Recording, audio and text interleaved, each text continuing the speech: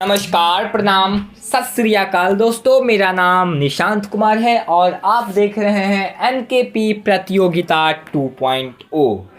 तो मेरे प्यारे साथियों, आज मैं आप लोगों के लिए एक नया करंट अफेयर लेकर के आया हूं।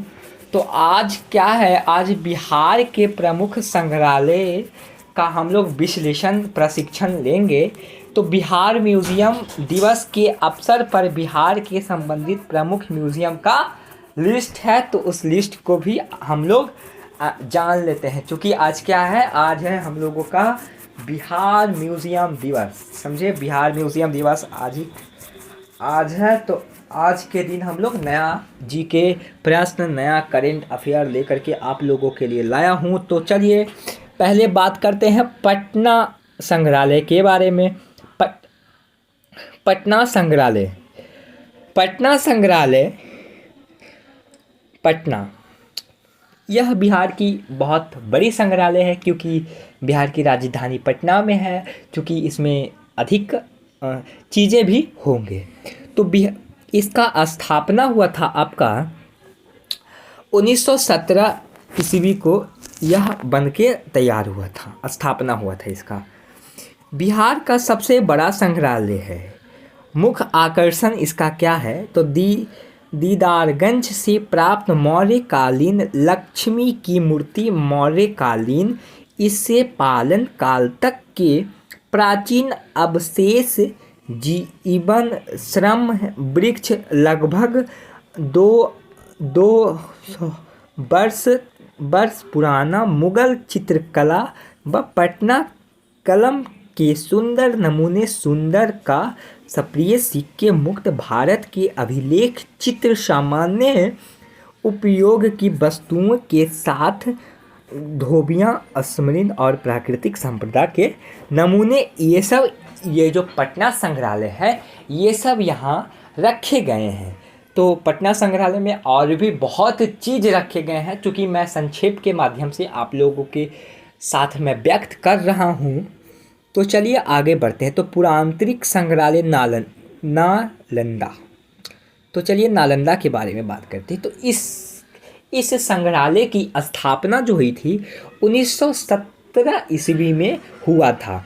नालंदा के आसपास उल्लास खान में प्राप्त सामग्री के महत्वपूर्ण नमूने, अधिकांश सामग्री उत्तरकालीन गुप्त शासकों और पाल शासकों से समृद्ध है। तो यहाँ कौन कौन शासकों का सब सामग्री सब रखी गई है, तो वे हैं पाल शासकों थे और कालीन गुप्त शासक थे। इन सब की सामग्री इसमें रखी गई है नालंदा में। पुरातन संग्रहालय वैशाली। तो वैशाली का संग्रहालय स्थापना वर्ष हुआ था 1945 ईस्वी में इसकी स्थापना हुई थी। वैशाली संघ द्वारा स्थापित मौर्यकालीन से पाल कालीन अवशेषों सुरक्षित है। इसमें जो सुरक्षित रखा गया है, इस संग्रहालय में जो सुरक्षित चीज़ रखे गए हैं वो क्या है, मौर्यकालीन से पाल कालीन अवशेष क्या है, सुरक्षित रखे गए हैं। अब बात करते हैं गया संग्रहालय के बारे में। स्थापना वर्ष 1952। गया के प्रमुख अधिवक्ता बलदेव प्रसाद द्वारा स्थापित 1970 के बिहार सरकार के नियंत्रण में 20 से 12वीं शताब्दी के बीच को काले पत्थर द्वारा निर्मित मूर्तियां एवं अन्य प्राचीन और मध्यकालीन।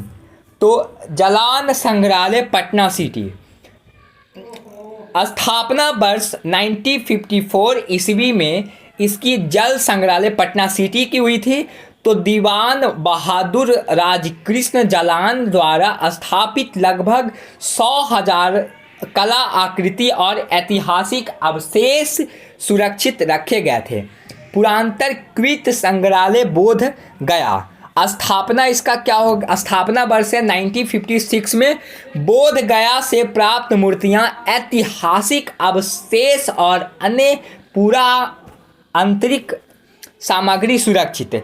चंद्रधारी संग्रहालय दरभंगा, हमारे दरभंगा के चंद्रधारी संग्रहालय के बारे में बात करते हैं। स्थापना वर्ष 1950। चंद्रधारी संग्रहालय दरभंगा, स्थापना वर्ष 1957। रत्नी मधुबनी के जमींदार चंद्रधारी सिंह के निजी संग्रहालय की वस्तुएं 12,000 से अधिक सुरक्षित वस्तुएं में धातु, लकड़ी, मिट्टी व हाथी दांत के ऐतिहासिक अवशेष एवं पांडुलिपि जो है वो सुरक्षित रखे गए हैं चंद्रधारी म्यूजियम दरभंगा में, समझे।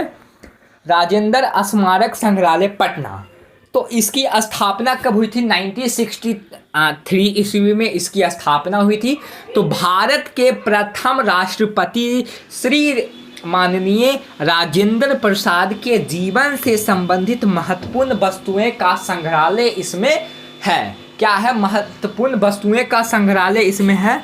गांधी संग्रहालय पटना, क्या है? गांधी संग्रहालय पटना, स्थापना वर्ष 1967 ईस्वी। गांधी स्मारक निधि द्वारा स्थापित विशेष आकर्षण महात्मा गांधी के जीवन की मुख्य घटनाओं पर आधारित चित्रों का संग्रह इसमें क्या किया गया है? रखा गया है। नवादा संग्रहालय, स्थापना वर्ष 1974। नवादा जिले से प्राप्त जाल पाती मूर्तियां, स्मारक, तत्कालीन पूरा विशेष सिक्का का संग्रहालय। महाराजा कामेश्वर सिंह संग्रहालय दरभंगा, तो इसकी स्थापना हुई थी 1979 ईस्वी में। दरभंगा के महाराजा लक्ष्मेश्वर सिंह द्वारा भेंट की गई लगभग 70,000 सामग्री सुरक्षित इसमें क्या किए गए हैं?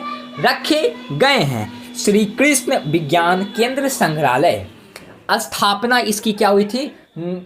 1981 ईस्वी में। बिहार का प्रथम विज्ञान संग्रहालय विभिन्न वैज्ञानिक उपकरण द्वारा उनकी कार्यविधि का व्यावहारिक प्रदर्शन किया गया था।